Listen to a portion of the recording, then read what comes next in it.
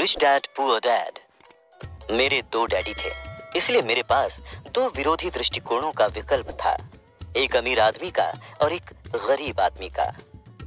मेरे दो डैडी थे, एक अमीर और एक गरीब। एक उच्च शिक्षित और बुद्धिमान थे, वो पीएचडी थे और उन्होंने 4 साल का पूर्व स्नातक पाठ्यक्रम 2 साल में ही पूरा कर लिया था। इसके बाद पढ़ाई करने के लिए वो स्टैनफोर्ड यूनिवर्सिटी, शिकागो यूनिवर्सिटी और नॉर्थ वेस्ट यूनिवर्सिटी गए, जाहिर है पूरी स्कॉलरशिप्स पर। दूसरे डैडी कभी 8वीं भी पास नहीं कर पाए। दोनों ही डैडी अपने करियर में सफल थे। दोनों ने ही जिंदगी भर कड़ी मेहनत की।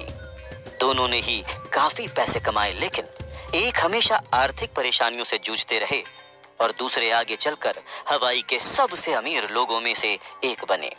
एक अपनी मृत्यु के समय अपने परिवार, परोपकारी संस्थाओं और चर्च के लिए करोड़ों डॉलर छोड़ गए, तो दूसरे ने अधूरे बिल छोड़े जिनका भुगतान बाकी था।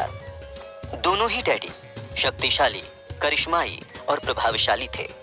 दोनों ने ही मुझे सलाह दी, लेकिन उन्होंने एक जैसी चीजें करने की सलाह नहीं दी। दोनों ही शिक्षा पर बहुत जोर देते थे, लेकिन उन्होंने अध्ययन के लिए एक जैसे पाठ्यक्रम की सलाह नहीं दी। अगर मेरे सिर्फ एक ही डैडी होते तो मैं या तो उनकी सलाह मान लेता या फिर उसे ठुकरा देता। दो डैडी होने से मुझे विरोधी दृष्टिकोण का विकल्प मिला, एक अमीर आदमी का और दूसरा गरीब आदमी का।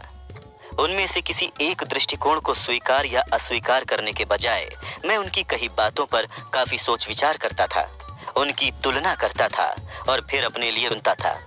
समस्या ये थी कि अमीर डैडी उस वक्त अमीर नहीं थे और गरीब डैडी उस वक्त गरीब नहीं थे। दोनों ही अपना करियर शुरू कर रहे थे और दोनों ही आर्थिक व पारिवारिक क्षेत्रों में संघर्ष कर रहे थे, परंतु पैसे के बारे में उनके दृष्टिकोण बहुत भिन्न थे। मिसाल के तौर पर एक डैडी कहते थे, पैसे का प्रेम ही सारी बुराई की जड़ है, तो दूसरे डैडी कहते थे, पैसे की कमी ही सारी बुराई की जड़ है। दो शक्तिशाली डैडियों की अलग अलग सलाह से बचपन में मुझे बड़ी उलझन होती थी। मैं एक अच्छे बेटे की तरह उनकी बातें सुनना चाहता था और उन पर अमल करना चाहता था। दिक्कत ये थी कि दोनों डैडी एक सी बातें नहीं कहते थे। उनके दृष्टिकोण में जमीन आसमान का अंतर था, खास तौर पर पैसे के संबंध में। इससे मैं बहुत चकराता था, लेकिन मेरी जिज्ञासा जाग गई। मैं काफी समय तक सोचता रहता था कि उनमें से किसने क्या कहा और क्यों कहा। अपने खाली समय में अधिकतर मैं इसी बारे में विचार करते हुए खुद से ये सवाल पूछता था, उन्होंने ऐसा क्यों कहा?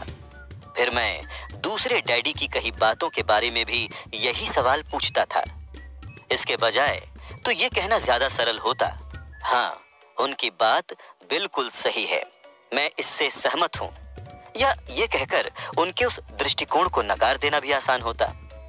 उन बुजुर्ग इंसान को पता ही नहीं है कि वो क्या बोल रहे हैं। मैं दोनों डैडियों से प्रेम करता था, इसलिए मैं सोचने के लिए विवश हुआ और अंततः मुझे अपने लिए सोचने का तरीका चुनने की खातिर मजबूर होना पड़ा। इस प्रक्रिया में अपने लिए विकल्प चुनना आगे चलकर काफी मूल्यवान साबित हुआ, जो किसी दृष्टिकोण को सिर्फ स्वीकार या अस्वीकार करने से संभव नहीं था। अमीर लोग ज्यादा अमीर बनते हैं और गरीब ज्यादा गरीब तथा मध्यम वर्गीय कर्ज में डूबा रहता है। इसका एक कारण यह है कि पैसे का विषय स्कूल में नहीं, घर पर पढ़ाया जाता है। हम में से ज्यादातर लोग पैसे के बारे में अपने माता पिता से सीखते हैं। गरीब माता पिता अपने बच्चों को पैसे के बारे में क्या सिखा सकते हैं? वो बस कह देते हैं, स्कूल जाओ और मेहनत से पढ़ो।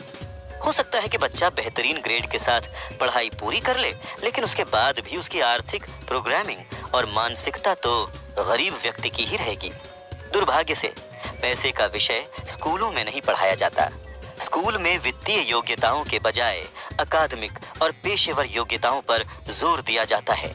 इससे ये स्पष्ट होता है कि जिन चतुर बैंकरों, डॉक्टरों और लेखपालों ने स्कूल कॉलेज में बेहतरीन ग्रेड पाए थे, वो जीवन भर पैसे के लिए क्यों जूझते रहे। अमेरिका पर जो भारी राष्ट्रीय कर्ज है, वो काफी हद तक इसी कारण है क्योंकि जो उच्च शिक्षित राजनेता और सरकारी अधिकारी वित्तीय निर्णय ले रहे हैं, उनके पास पैसे के विषय पर बहुत कम प्रशिक्षण है या जरा भी नहीं है। आज मैं अक्सर सोचता हूं कि तब क्या होगा जब जल्द ही हमारे बीच लाखों करोड़ों लोग होंगे जिन्हें आर्थिक और चिकित्सकीय सहायता की जरूरत होगी। आर्थिक सहायता के लिए वो अपने परिवार या सरकार पर निर्भर रहेंगे। जब मेडिकेयर और सामाजिक सुरक्षा का पैसा खत्म हो जाएगा तब क्या होगा? देश कैसे बचेगा? अगर पैसे के बारे में बच्चों को सिखाने का काम माता पिताओं के भरोसे छोड़ दिया जाएगा, जिनमें से अधिकतर या तो पहले से ही गरीब हैं या फिर गरीब होने वाले हैं। क्योंकि मेरे पास दो प्रभावशाली डैडी थे, इसलिए मैंने दोनों से ही सीखा। मुझे हर डैडी की सलाह के बारे में सोचना पड़ता था और ऐसा करके मैंने इस बारे में बहुत मूल्यवान ज्ञान हासिल किया कि किसी इंसान के विचार उसके जीवन पर कितना ज्यादा असर डाल सकते हैं।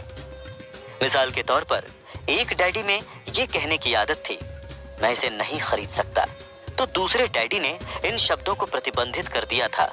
वो जोर देते थे कि मैं इसी बात को इस तरह से पूछूं, मैं इसे कैसे खरीद सकता हूं। एक वाक्य कथन है और दूसरा प्रश्न है। एक में बात खत्म हो जाती है और दूसरे में आप सोचने के लिए मजबूर होते हैं। मेरे जल्द ही अमीर बनने वाले डैडी समझाते थे कि मैं इसे नहीं खरीद सकता कहने से आपका दिमाग किस तरह काम करना छोड़ देता है, वहीं दूसरी ओर मैं इसे कैसे खरीद सकता हूँ ये सवाल पूछने से आपका दिमाग सक्रिय हो जाता है।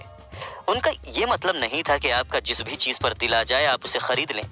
उन्हें अपने दिमाग की कसरत कराने का जुनून था, जिसे वो संसार का सबसे शक्तिशाली कंप्यूटर मानते थे।